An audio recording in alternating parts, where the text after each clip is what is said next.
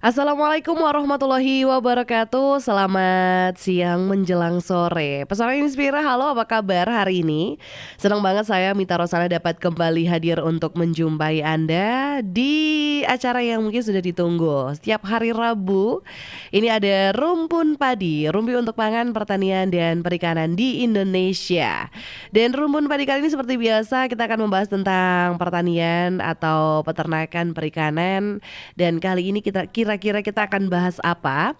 Sebelumnya di studio Radio Pesona sudah hadir kedua narasumber yang akan ngobrol bareng selama 1 jam ke depan sampai jam 4 sore nanti ya. Ini saya akan sapa dulu sebelum saya kira-kira kasih tema apa gitu ya. Saya sapa dulu narasumber kita, ada Ibu Ani Istiharo SP, penyuluh pertanian ahli BPP Wonosobo. Selamat siang jelang sore Ibu Ani. Selamat siang menjelang sore juga Mbak Mita. Apa kabar hari ini Bu Ani? Alhamdulillah baik, sehat dan waras. Jangan cuma sehat tapi waras juga Waras gitu itu ya Bu penting, ya. Mbak Mita. Oke, dan selain Ibu Ani ada juga satu narasumber kita, ada Ibu Endang Hastuti Maria selaku penyuluh pertanian terampil BPP Wonosobo. Halo Ibu Endang. Halo juga Mbak Mita. Apa kabar hari ini? Alhamdulillah sehat dan waras juga.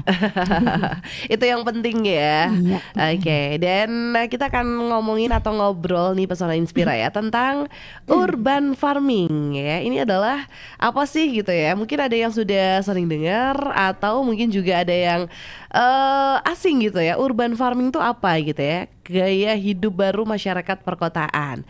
Dan nanti kita akan ngobrol pastinya. Untuk Pesona Inspira yang mau gabung, Sobat Tani juga yang mau gabung boleh di 0823 2383 9996. Sekali lagi yang mau gabung di 0823 2383 9996.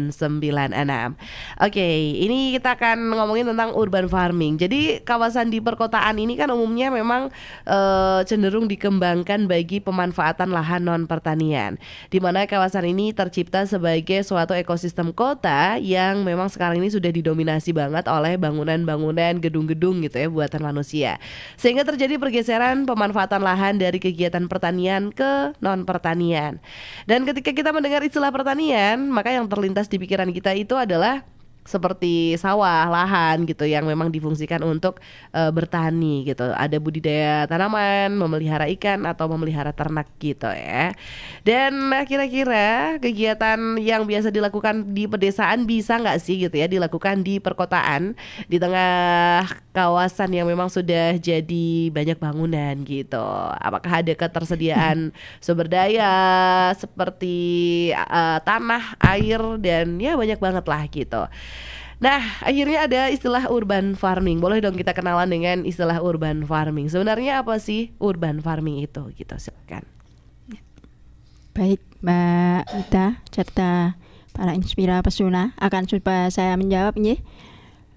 Urban farming atau disebut juga dengan urban agriculture atau yang lebih dikenal dengan pertanian perkotaan adalah kegiatan budidaya tanaman. Di dalamnya ada memelihara ikan, beternak di dalam dan di wilayah perkotaan.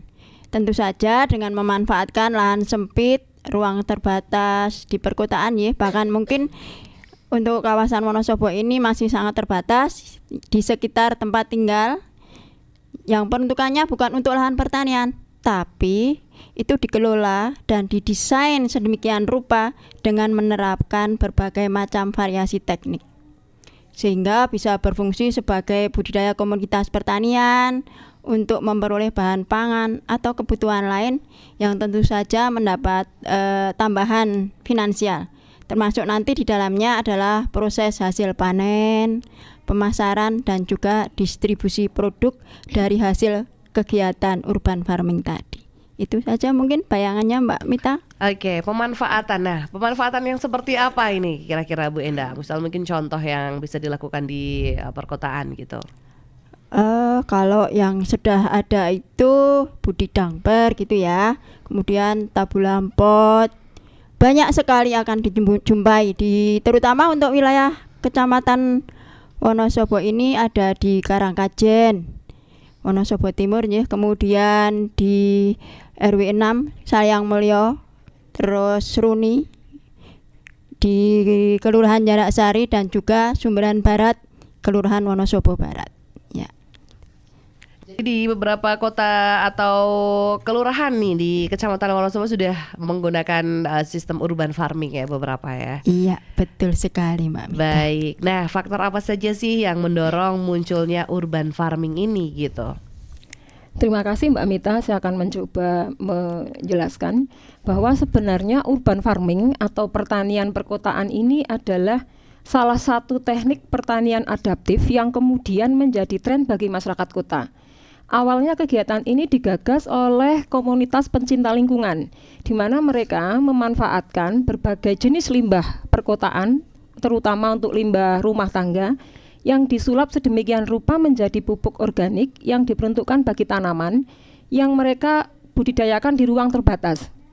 Dan selain persoalan limbah, hal-hal yang mendorong kemudian berkembangnya urban farming ini adalah di perkotaan ini semakin tinggi tingkat polusi, baik polusi udara, polusi suara, kemudian juga maraknya atau masifnya perubahan lahan pertanian, adanya alih fungsi lahan pertanian menjadi lahan non pertanian. Tadi disebutkan ada gedung-gedung dan sebagainya. Kemudian juga semakin terbatasnya ruang hijau di perkotaan karena padatnya penduduk sehingga ruang hijau menjadi berkurang. Dan juga mulai ada stigma Mbak Mita di kalangan menengah bahwa produk pertanian konvensional itu dianggap mengandung residu pestisida yang dianggap berbahaya bagi kesehatan, sehingga muncul semacam paradigma baru, pemikiran baru untuk mengubah konsumsi ke yang lebih sehat, produk-produk pertanian yang lebih sehat. Selain itu juga masalah kekurangan gizi, karena kita di Wonosobo ini kan, khususnya di Wonosobo ini kan masih terbelenggu dengan persoalan kekurangan gizi, sehingga muncullah persoalan stunting itu. Nah, melihat kondisi tersebut, maka bagi orang-orang yang memiliki kemampuan dan pengetahuan pertanian berusaha untuk mengambil peluang ini, mengambil peluang dengan memanfaatkan berbagai sumber daya yang ada di sekitar.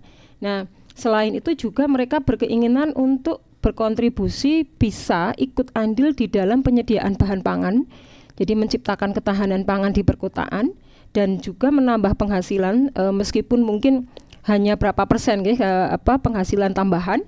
Selain bahwa yang paling penting juga urban farming ini kemudian menjadi tren sebagai tempat rekreasi, refreshing dan juga penyaluran hobi. Itu Mbak Mita.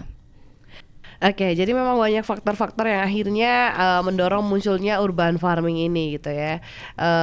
Ya kayak bisa mendukung program pemerintah juga untuk atasi stunting, karena ini bisa untuk pemenuhan gizi ya, juga. Betul sekali Mbak Mita. Nah, mengapa sih kegiatan urban farming ini kemudian banyak diminati oleh warga di perkotaan? Bu Endang, silahkan. Ya, terima kasih Mbak Mita.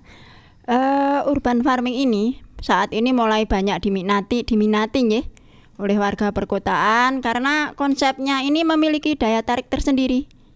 Tidak adanya area lahan yang luas seperti lahan pertanian konvensional ya, mendorong para pelaku pertanian kota itu untuk lebih menonjolkan kreativitas dan kualitas dalam memanfaatkan ruang terbatas yang ada di perkotaan, di sekitar pemukiman terutama. Jadi mereka mungkin berpikir ya bisa karena kepeksa gitu ya. Selain itu juga memberikan kesempatan bagi warga untuk terlibat aktivitas secara langsung melalui berkebun, di mana nantinya di lahan urban ini dapat menjadi tempat interaksi, ajang silaturahmi, interaksi sosial, bisa saling bertemu, bekerja sama dalam berkebun, juga saling tukar pengetahuan di tengah ini ya hantaman makin minimnya ruang publik. Juga kan sekarang apa-apa sudah sosial media ya. Mungkin itu juga tadi yang dikentikake sama Bu Ani bahwa sekarang itu sudah menjadi tren, kebiasaan, paradigma bahwa sudah mulai sadar diminati makanan yang segar dan sehat. Jadinya intinya tidak ada residu di perkotaan ini, itu sudah mulai ada paradigma seperti itu. Mungkin itu Mbak. Baik, iya. Dan ini kan meskipun sudah mulai banyak peminat, tapi pasti dong ada anggapan bahwa berkebun di kota itu agak ribet gitu, riweh gitu ya, susah udah gitu, repot, biayanya juga mahal karena mungkin harus kayak beli beberapa persyaratan atau Ya, alat-alat betul. dan fasilitas-fasilitas lainnya gitu. Bagaimana nih Mbak atau Bu Ani nih? Ya, memang orang ini kan ini Mbak Mita. Jadi kecenderungan kita, sebagian dari kita itu lebih suka yang instan. Kita lebih suka untuk membeli bahan pangan terutama yang siap untuk kita konsumsi. Kita masak, kita lebih suka membeli yang instan. Dan agak enggan untuk ikut di dalam proses budidaya karena tadi memang merasa ribet, merasa susah, tidak adanya pengetahuan seperti itu.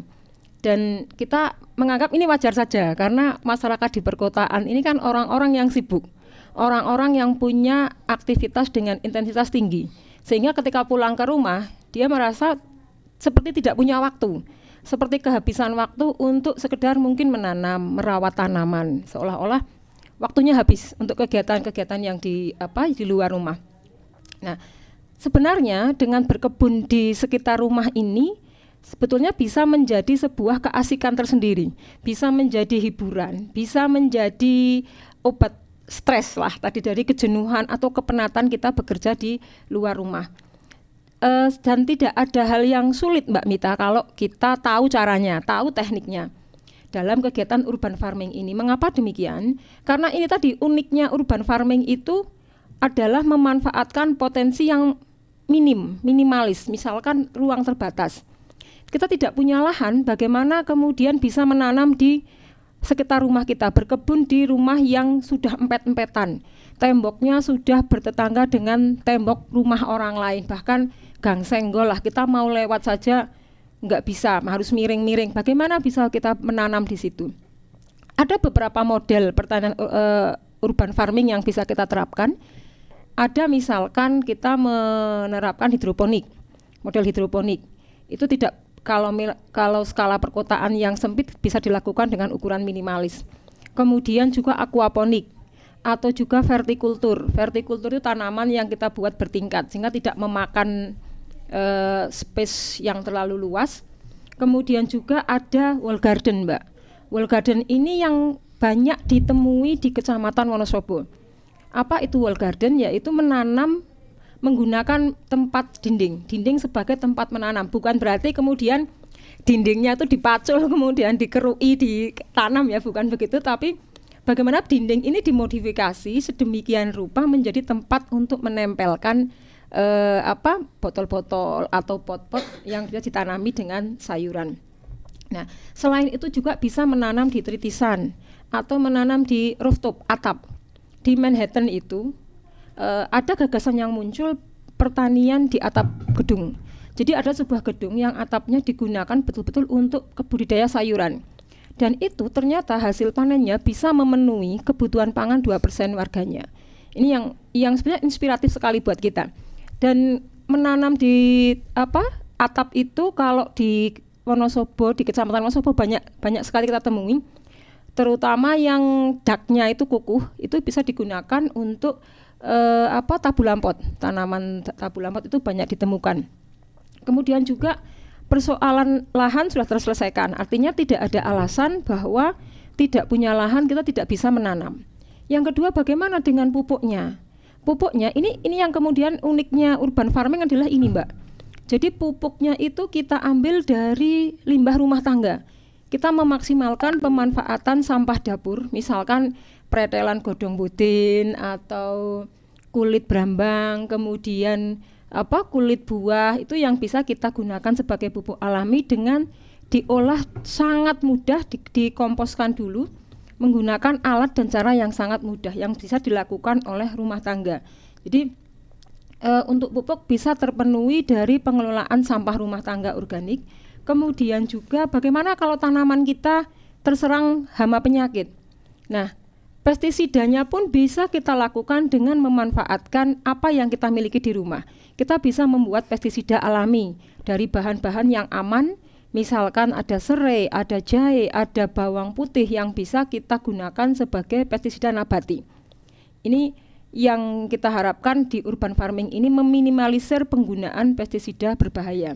Kemudian bibitnya dari mana?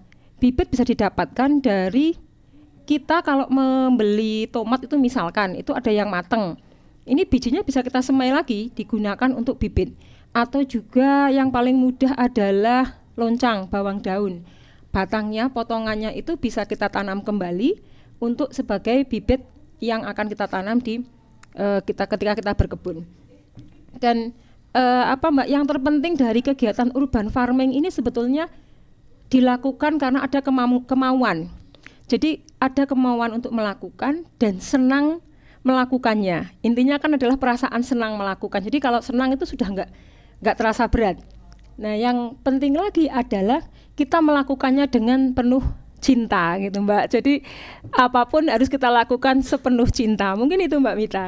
Iya, jadi memang nggak ada alasan lagi gitu ya, mau alasan biayanya mahal, repot dan sebagainya, itu tergantung niat dan kemauan sebenarnya. Betul. Dan kalau dipikir-pikir tuh ini juga banyak manfaatnya dan sebenarnya juga bisa memanfaatkan seperti limbah. Mungkin ini yang dimaksud pemanfaatan limbah ini, apakah kayak plastik kemasan yang kemudian dimanfaatkan lagi menjadi pot, atau mungkin botol bekas yang dimanfaatkan lagi, atau seperti apa sih ini Bu Ani? Betul sekali Mbak Mita. Yang kita masukkan dalam limbah ini memang ada dua macam yang kita bisa gunakan. Yang pertama limbah organiknya. Limbah organiknya bisa kita manfaatkan sebagai pupuk atau pengganti media. Ketika sudah melalui proses composting, maka hasilnya bisa menjadi sumber hara bagi tanaman yang kita mau tanam. Yang kedua adalah pemanfaatan limbah seperti tadi disampaikan Mbak Mita ya. Ada limbah plastik, ada kemasan, ada botol yang kita bisa manfaatkan sebagai pengganti polybag. Jadi persoalan limbah yang ada di perkotaan ini setidaknya bisa dikurangi dengan kegiatan urban farming ini. Yang penting adalah kita bijak dalam melaksanakannya, dalam melakukan urban farming ini. Dan di Wonosobo Timur yang pernah saya lihat adalah bahkan tas kresek pun itu bisa dijadikan sebagai cover tanaman, cover pot gitu. Termasuk juga kalau kita kendurian itu kan dapat plastik itu, ceting, patakir, kemudian tasnya itu juga digunakan sebagai tempat menanam. Apapun yang bentuknya wadah itu sebenarnya bisa kita manfaatkan untuk kegiatan menanam. Kalau yang sampai pada yang kemarin kita lihat ya, botol kecap itu kan mini sekali, kecil sekali. Ternyata juga bisa digunakan sebagai tempat menanam. Tinggal kita memang di urban farming ini yang menjadi unik itu kan karena si pelaku itu dituntut untuk lebih kreatif, lebih berimajinasi, lebih kreatif, lebih bisa menerapkan hal-hal yang kayaknya itu nggak mungkin, tapi bisa gitu loh. Gitu Mbak. Oke, nah kalau di perkotaan ini kan yang namanya tanah juga ini kan agak susah juga gitu ya. Untuk media penanamannya ini apakah bisa diganti gitu selain tanah gitu misalnya? Untuk penanamannya tadi saya sampaikan ada metode hidroponik ya. Kalau hidroponik itu kan medianya air. Jadi bisa dan hidroponik ini teknologi yang sebetulnya gampang sekali dilakukan asal kita tahu caranya. Jadi kalau kita kesusahan untuk tanah, bisa tanah itu diganti sebenarnya dengan media tanam lain. Misalkan ada tadi kompos itu penggantinya bisa, kemudian arang sekam, kemudian juga ada kokopit itu juga bisa menggantikan tanah. Tetapi kalau kita tidak mau kotor misalkan, itu bisa menggunakan air. Jadi medianya hidroponik atau aquaponik. Itu medianya menggunakan air, hanya memang kita harus belajar, harus tahu ilmunya, seperti itu Mbak Mita.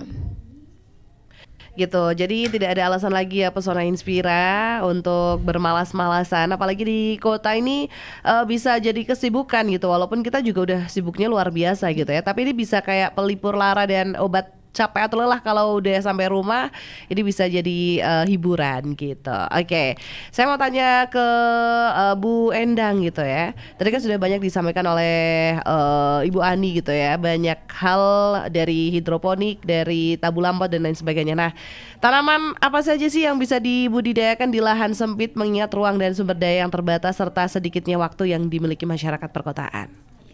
Terima kasih Mbak Mita. dalam kegiatan urban farming ini dianjurkan untuk memilih jenis tanaman atau ikan yang mudah dibudidayakan.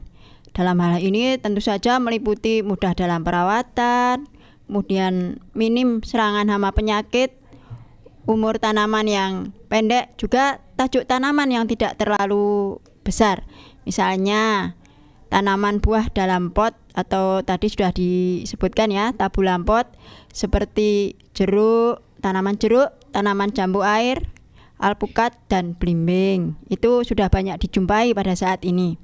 Kemudian aneka sayuran semusim, tanaman semusim misalkan tomat, cabai, bawang merah, kangkung dan tentu saja yang lainnya, banyak sekali dijumpai. Yang ketiga itu yang sangat penting juga, itu aneka rempah atau toga, tanaman obat-obatan keluarga seperti jahe, serai, kunyit, kemudian bunga telang. Dan apabila memungkinkan dan bisa dikombinasikan, itu budidaya ikan dalam ember atau budik damper ya. Kemudian untuk ternak ini tentu saja dipilihnya ternak yang kecil ya Mbak Mita ya, unggas tentunya ayam, tapi yang di kandang karena ini banyak sekali sanksi sosialnya sekarang ya. Nggak mungkin kan beternak ayam berkeliaran di perkotaan nanti iya mengganggu ya. Mungkin itu saja Mbak Mita. Oke, jadi kayak tabulam pot ini yang bisa, tanaman buah dalam pot yang bisa dibudidayakan di urban farming apa aja nih Bu Endang? Banyak sekali Mbak Mita. Seperti kalau sekarang itu yang banyak itu anggur, di Wonosobo sudah banyak nggih.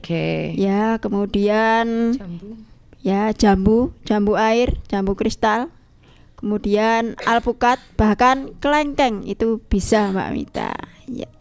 Jadi ada banyak pilihan buah yang bisa ditanam dalam pot gitu ya. Iya, asik kalau sekali. Misalnya tidak ada pekarangan, ini kayak jadi hiburan atau hobi ya Bu Endang ya. Iya, kalau sudah mencoba nanti akan ketagihan lama-lama ya. Sekarang iya. nanam kelengkeng, besok pengen nanam alpukat, besoknya lagi pengen nanam apa lagi gitu terus ya. Iya Mbak. Jadi biar lengkap gitu. Ada tanaman obat keluarga, ada tabulam pot, ada sayur-sayuran juga ada. Iya. Ini bisa lutisan ini Mbak. Udah nggak perlu belanja ya kayaknya ya. Mau masak, mau lutisan, mau bikin apa aja bisa ya. Iya, Bisa. Oke. Dan Nusantara Inspira, nanti kita akan tanya-tanya lebih lanjut kepada Bu Endang dan juga Bu Ani. Masih kita bahas tentang urban farming yang menarik banget. Untuk Sobat Tani juga nih yang sedang mendengarkan, silahkan juga boleh gabung di 0823 2383 9996. Baik, kita akan kembali sesaat lagi. Kita akan break sejenak. Jadi pastikan di Rumpun Padi, rumpi untuk pangan, pertanian dan perikanan di Indonesia. 92,1 FM Radio Pesona, stasiun informasi terbaikmu. Kita kembali di Rumpun Padi, rumpi untuk pangan, pertanian dan perikanan di Indonesia. Dan kita masih bersama dengan narasumber kita, Bu Ani dan juga Bu Endang. Masih semangat dong ya? Insya Allah. Iya, kita masih ngomongin tentang urban farming nih. Tinggal beberapa menit lagi. Menarik sekali. Dan tadi kita sudah banyak ngobrol tentang urban farming. Nah, ini sebenarnya ada kelebihan dan adakah kekurangannya gitu pasti ya. Yang namanya sebuah metode pertanian ini mungkin ada plus minusnya. Nah, ini saya pengen tanya kelebihan dulu nih. Apa sih kelebihan dari urban farming gitu? Ya, saya coba menjawab ya Mbak Mita. Beberapa kelebihan dari urban farming di sini itu tentu saja menyediakan pangan sehat, aman, bergizi bagi keluarga. Tadi sudah disampaikan bahwa kita sekarang kan sudah mulai go organik ya, sudah mulai sadar bahwa kalau yang ada di lahan-lahan di konvensional itu biasanya masih ada residu pestisida. Ya. Kemudian yang kedua, menghemat pengeluaran untuk membeli bahan pangan. Kalau misalkan kita bisa memanfaatkan di lahan yang sempit, kemudian kan nggak perlu kita membeli di luaran, agak ngirit gitu ya Mbak. Kemudian ini yang saya suka dari urban farming itu, keindahan. Tentu saja perempuan suka yang indah-indah gitu. Betul. Nah, ya. Kemudian menyediakan produk sayur hijau bagi masyarakat perkotaan, walaupun dekat pasar, tapi kan kadang-kadang sayurnya meragukan. Betul. Ya. Lebih puas kalau hasil sendiri kayaknya ya Bu ya. Iya, betul. Kemudian menumbuhkan kesadaran gaya hidup sehat. Nah, terus selanjutnya ini juga bonus ini, meningkatkan pendapatan dan pertumbuhan usaha kecil. Bisa mendapatkan tambahan finansial kalau misalkan kita berlebih Dijual dan gitu ya bisa dijual. Dan menjadi sumber pengetahuan tentang pertanian perkotaan, juga pemanfaatan limbah rumah tangga. Jadi di sini itu ada kelebihan nilai ekologi, nilai ekonomi, nilai edukasi dan pemberdayaan masyarakat. Oke, dan banyak sekali kelebihan-kelebihannya ya. Iya. Ini apalagi yang suka keindahan kalau pulang-pulang sudah disambut dengan pohon-pohon yang rindang gitu ya. Apalagi sudah mulai berbuah tinggal panen tuh kayak ada kepuasan sendiri gitu. Betul, Mbak. Itu tadi kelebihan yang sudah disampaikan oleh Ibu Endang. Nah, kira-kira nih dampak negatif atau adakah kelemahan dari kegiatan urban farming ini? Bu Ani silahkan. Ya, terima kasih Mbak Mita juga Pesona Inspira. Ini saya sebenarnya takut kalau mau menyampaikan kelemahannya nih. Nanti jangan-jangan berubah pikiran gitu ya. Jangan-jangan kemudian aduh kok ternyata ini ya ada kelemahannya, ada dampak negatif jadi orang enggan untuk melakukan urban farming. Tapi yang namanya di dunia kan sudah wajar lah ya, ada kanan, ada kiri, ada siang malam, ada lebih, ada kekurangan. Nah, kekurangan yang saya sampaikan atau kelemahan yang saya sampaikan ini nantinya mudah-mudahan menjadi bahan evaluasi, menjadi siapa tahu dicari solusinya. Iya, betul, gitu cari solusinya yang lebih baik seperti apa. Nah, beberapa kelemahan dalam urban farming ini misalkan dia lalai di dalam perawatannya. Misalkan kayak model hidroponik itu kan menggunakan air, Mbak. Terutama untuk yang sistem WIC, sistem yang tidak memakai sirkulasi, itu kalau kita lalai, air yang ada di tempat atau di botol yang digunakan menanam bisa menjadi sumber jentik nyamuk. Ini yang berbahaya sekali ini. Jadi harus disiplin, harus rajin dan harus memperhatikan kapan harus mengganti air kayak gitu. Kemudian juga ketika kita menata tanaman tidak memperhatikan estetika. Asal nanam, yang penting naruh, yang penting nanam. Ini kan kalau dilihat itu nampak semrawut ya Mbak Mita ya. Nampak semrawut terus kadang bahkan orang lewat susah. Selain itu juga menyulitkan di dalam pemeliharaan. Jadi sebaiknya karena ruangnya terbatas, tanaman itu juga kita tata sedemikian rupa sehingga indah dipandang. Selain indah, teratur juga perawatannya lebih mudah. Ini untuk faktor penataan tanaman. Kemudian juga di urban farming ini yang perlu kita perhatikan dari pemeliharaan tanaman khususnya pemakaian air. Karena untuk wilayah perkotaan kan hampir sebagian besar tergantung dengan air PDAM. Kita membeli. Nah, kalau kita tidak bijak di dalam pemanfaatan air, yang terjadi adalah apa? Pembengkakan tagihan kan, tahu-tahu loh kok bayarnya mahal. Nah, karena keseringan dibuat nyiram itu. Padahal ini bisa dicarikan solusinya Mbak Mita. Jadi untuk air bisa diganti dengan kita misalkan menampung air hujan. Jadi pada saat tertentu kita bisa memanen air hujan untuk kegiatan urban farming ini. Selain kita bisa mengumpulkan air sisa atau bukan air sisa, air yang habis kita gunakan. Misalkan cucian beras atau kita habis nyuci sayuran, itu airnya bisa ditampung, bisa digunakan untuk kegiatan urban farming ini. Dan apabila kita tidak melihat ekologi di sekitar kita, maka kegiatan urban farming ini justru bisa menimbulkan polusi Mbak Mita. Bisa polusi udara, dari bau. Misalkan kita menggunakan limbah rumah tangga organik itu, jika pengompostannya tidak benar, tidak sempurna, itu bisa menimbulkan bau busuk. Kemudian juga pemakaian misalkan cangkang telur. Saya menemukan banyak penggunaan cangkang telur untuk di tanaman ini, jika digunakan tidak benar, tekniknya tidak benar juga akan menimbulkan bakteri dan bau. Jadi memang harus ada ilmunya, harus ada tekniknya. Nah, bagi Sobat Inspira, Sobat Tani Pesona Inspira yang ingin belajar tentang urban farming ini, monggo silahkan untuk datang ke klinik pertanian, Balai Penyuluhan Pertanian Sri Handayani, Kecamatan Wonosobo. Nanti bisa belajar banyak tentang bagaimana metode atau melaksanakan urban farming ini yang tidak mengganggu secara lingkungan maupun memberikan kemanfaatan. Kemudian yang paling penting adalah kemudian adanya pengetahuan, keterampilan yang dimiliki oleh si pelaku. Karena hampir sebagian besar kegagalan urban farming ini karena ikut tren, Mbak. Misalkan begini, kemarin waktu Covid itu kan banyak tren tanam bunga misalkan, semua orang nanam bunga. Setelah itu dia tidak tahu bagaimana cara perawatannya, sehingga setelah menanam bunga ya sudah, dia biarkan saja bunganya mati. Atau menanam sayuran, kok lihat tetangganya sayurannya hijau, ya sayurannya bagus, tanaman buahnya bagus.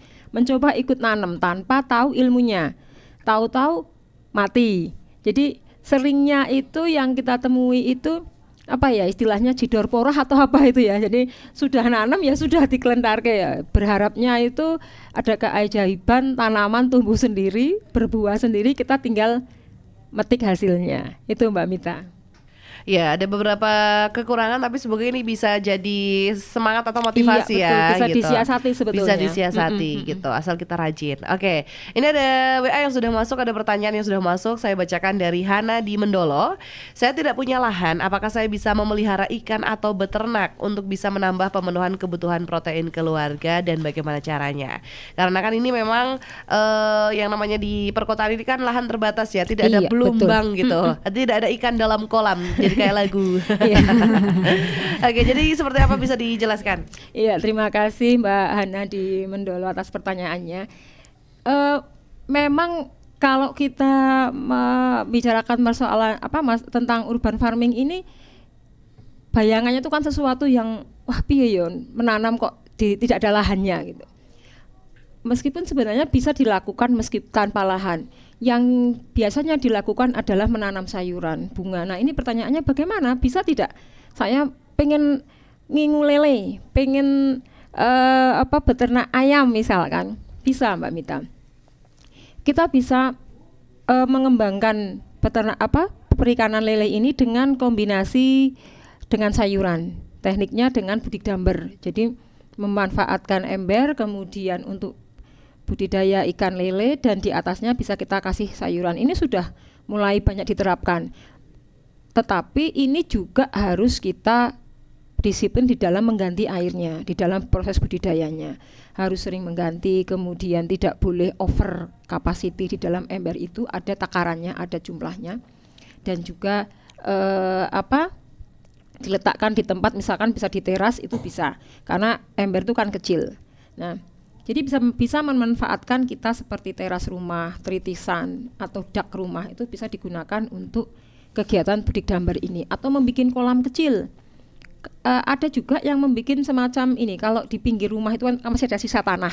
Itu biasanya digunakan juga untuk kolam kecil, itu juga bisa. Kemudian dikombinasikan dengan aquaponik. Jadi aquaponik itu ada kolamnya, ada kolam ikannya, meskipun tidak luas sedikit, kemudian di atasnya kita dikasih tanaman. Nah, air yang ada di di kolam itu menjadi menjadi sumber makanan bagi tanaman itu. Jadi dialirkan dengan pompa, itu bisa juga. Tapi yang paling murah itu ya budidamber itu Mbak untuk lele. Dan kalau untuk ternaknya, nah kalau ternak itu kita harus tahu ini ya lingkungannya.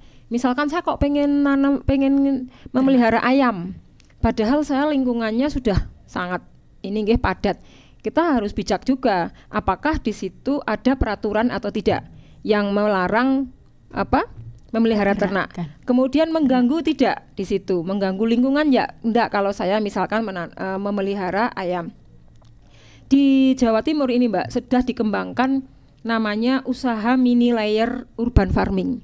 Jadi ada kandang mini yang digunakan untuk beternak ayam petelur. Satu kandang itu hanya berisi 8 ekor. Jadi sekitar 2x3 lah ukurannya itu. Nah, ini bisa juga dikembangkan di sini. Bagaimana satu rumah tangga bisa beternak ayam dengan lahan yang sempit tapi khusus untuk pemenuhan gizi keluarga. Ini memang baru dikembangkan dan saya berharapnya juga di sini bisa menjadi gagasan atau ide yang bisa diterapkan.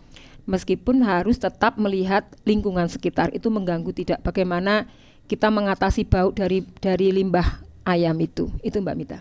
Oke, jadi ini bisa ya. Kalau tadi ditanyakan untuk menambah protein keluarga dari unggas, ini juga bisa asal tidak mengganggu, dan juga ikan bisa tidak di kolam pun bisa dalam ember gitu Bisa. ya. Terutama Oke. untuk ikan lele, Mbak, yang kalau ikan lele kan lebih tahan terhadap air yang tenang ya, tidak Oke. harus air mengalir. Nah, itu bisa jadi solusi. Semoga terjawab Mbak Hana di Mendolo. Kemudian ada lagi nih dari Sulis di Garung. Waalaikumsalam. Bagaimana mengatasi hewan atau serangga kecil yang suka nempel di batang oncang? Saya nanam di polybag, sering terserang hewan yang kecil-kecil itu. Iya. Terima kasih, Mbak Mita. Memang kita berharapnya pemanfaatan pekarangan atau berkebun di sekitar rumah ini kan harapannya tidak menggunakan pestisida yang berbahaya, yang mengakibatkan adanya residu pada tanaman yang akan kita konsumsi. Kita bisa membuat pestisida nabati atau pestisida alami yang berasal dari rempah-rempah atau Sisa limbah. Iya, sisa limbah bisa juga. Kemudian kita membuatnya dengan cara yang mudah di rumah dilakukan. Tetapi kalau pestisida nabati ini kan sifatnya tidak membunuh, Mbak. Sifatnya akan mencegah. Jadi harus dari awal diterapkan. Pembuatannya bisa menggunakan bawang putih itu bisa, atau tembakau itu juga bisa. Yang sering dilakukan adalah dengan tembakau, Mbak. Tembakau apa namanya, tembakau rajangan, atau mungkin kalau bapaknya perokok ya Pak, togesannya jangan dibuang atau gimana itu. Nah, itu bisa dikasih air panas, itu didiamkan, kemudian bisa untuk menyemprot. Tapi tidak boleh, konsentrasinya tidak boleh terlalu kental. Nanti tanamannya malah gosong toh, tanamannya bisa mati. Dan ini dilakukan harus rutin, tidak kemudian sekali kok kemudian hilang. Harus dibersihkan dulu, kemudian baru disemprot dengan itu. Artinya konsentrasi juga harus diperhatikan, tidak boleh terlalu pekat.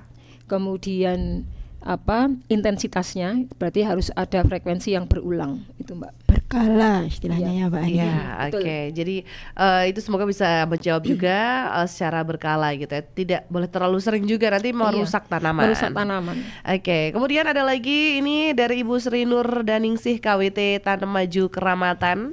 Ini sebagai ibu rumah tangga yang merasa eman-eman membuang sesuatu walaupun itu limbah rumah tangga.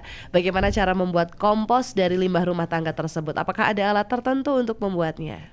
Iya, terima kasih Mbak Mita. Ini Ibu siapa tadi Mbak Mita ya? Saya lupa. Bu Nur Daningsih. Oh, Bu Nur Daningsih. Ya, terima kasih. Ini akan saya coba jawab. Untuk pemanfaatan sisa-sisa sayuran ya, limbah rumah tangga ini sudah banyak ditemui. Itu di Sayang Mulyo itu membuat mini kompos. Jadi mini dari botol. Jadi gabungan Mbak Mita. Itu botol itu nanti diisi ya. Jadi saya bicara secara teknis saja ya Mbak Mita ya.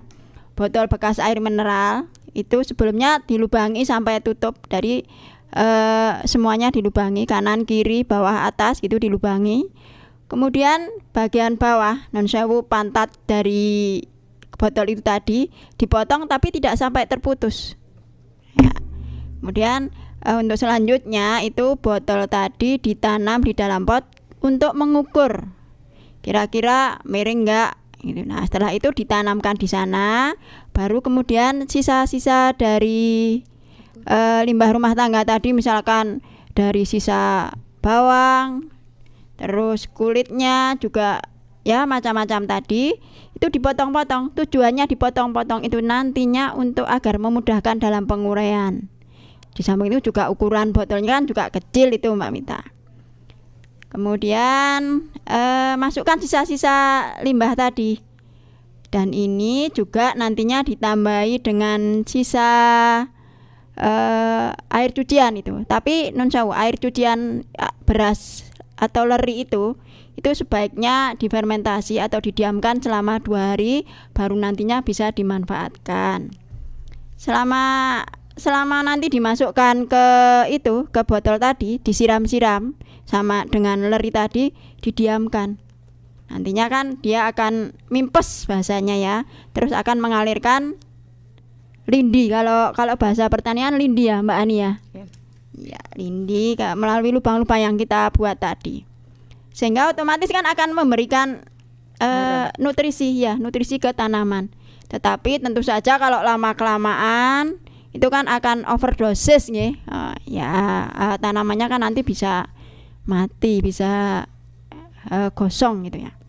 Nah, itu nanti sambil disiram dengan air saja. Pemberian sisa rumah tangga tadi, limbah rumah tangga tadi itu bisa dilakukan secara berkala nanti sampai penuh. Nanti airnya sudah ada, lindinya sudah keluar, dan itu nanti yang padat bisa digunakan untuk pupuk padatnya.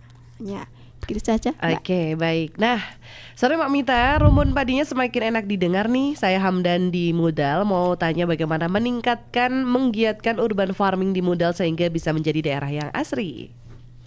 Iya, saya coba untuk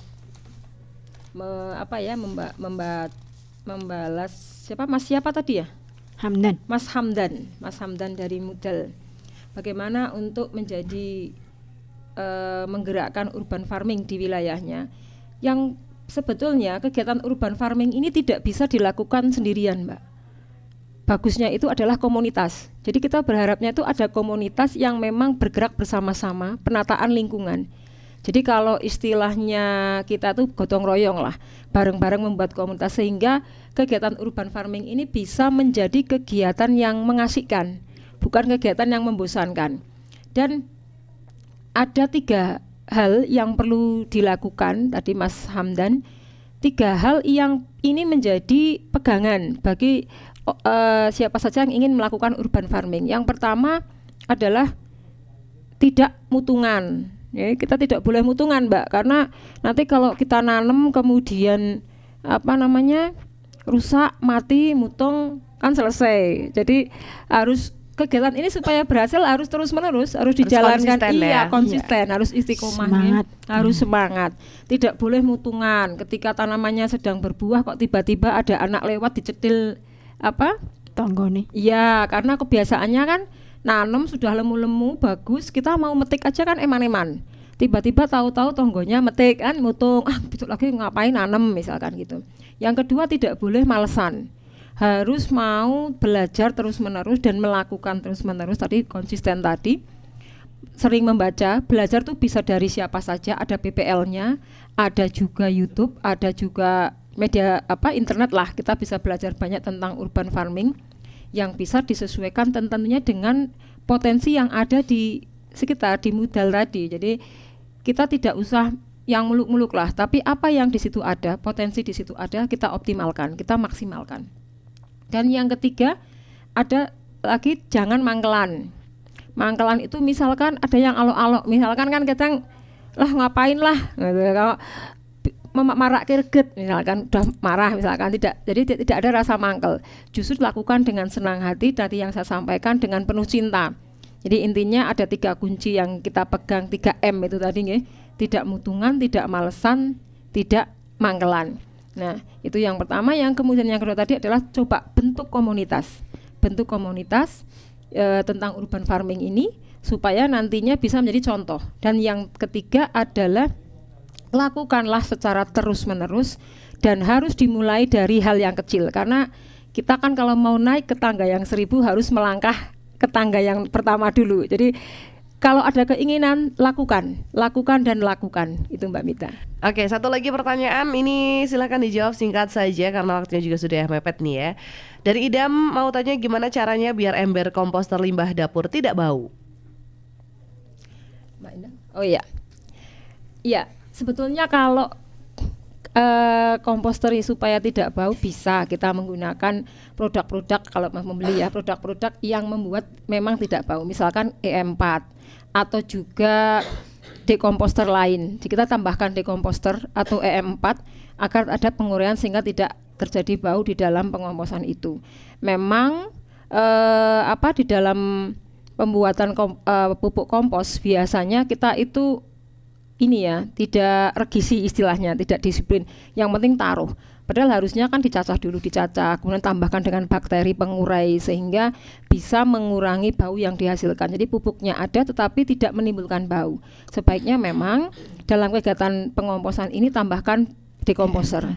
Jadi bisa mempercepat penguraian dan menghindari bau yang dihasilkan dari kegiatan compostingnya. Oke, semoga terjawab. Dan terakhir ini untuk mengakhiri kebersamaan kita di Rumpun Padi edisi hari ini, Rabu 10 Mei 2023, closing statement dari masing-masing narasumber. Silakan, mau dimulai dari Bu Ani dulu atau Bu Endang dulu, silakan. Iya, terima kasih Mbak Mita dan juga Sobat Tani Pesona Inspira. Mudah-mudahan apa yang kita sampaikan meskipun sedikit bisa bermanfaat. Jadi dengan urban farming, ayo kita jadikan hidup kita menjadi lebih indah dan bermakna dengan kegiatan yang produktif agar hidup menjadi lebih berkualitas. Jangan lupa salam markindur, mari kita menandur dan lakukanlah dengan penuh cinta. Gitu, Asik, ada salam markinder nih ya. Iya, mari kita menandur. Dari Bu Endang, silakan. Ya, saya juga Mary ini Mbak Mita. Nah, apakah ada pantun, Bu? Mau saya cakepin? Nggak usah. Oh, nggak usah. Oke, Saya aja. oke. Cukup singkat padat aja Mbak. Ya. Jangan lupa ya. Nanti ya Mbak Ani ya. Kita Ya. bareng Mbak Ani ya. Oke, siap. Iya, ayo. Jangan lupa ya. Ya. Salam Jos. Jangan Jangan omong saja. Terima kasih Mbak Mita. Iya, terima kasih Bu Endang, ada salam jos ya. Iya, Jangan omong jangan omong saja. saja. Ini nggak usah kebanyakan omong, langsung eksekusi, langsung pakai aksi. Iya. Nggak usah Kerja, basa-basi. kerja. Oke. Luar biasa sekali Pesona Inspira, Sobat Tani dimanapun berada. Ini obrolan kita tentang urban farming. Ini saya juga jadi tertarik untuk menanam ya. Menanam kebencian gitu, siapa tahu tukule apa gitu ya.